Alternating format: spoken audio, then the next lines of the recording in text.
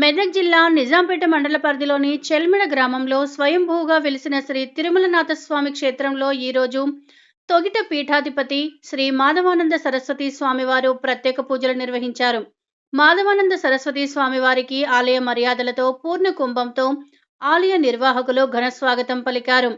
తిరుమలనాథ స్వామివారికి ప్రత్యేక పూజలు నిర్వహించిన అనంతరం మాధవానంద సరస్వతి స్వామివారు భక్తులకు తీర్థ ప్రసాదాలు ఆశీర్వాదాలు అందజేశారు. స్వయంభూగా వెలిసిన శ్రీ తిరుమలనాథ స్వామి క్షేత్రాన్ని ఆలయ పాలకవర్గం అభివృద్ధి చేస్తూ భక్తులకు అన్ని సౌకర్యాలు కల్పించాలని స్వామివారు సూచించారు.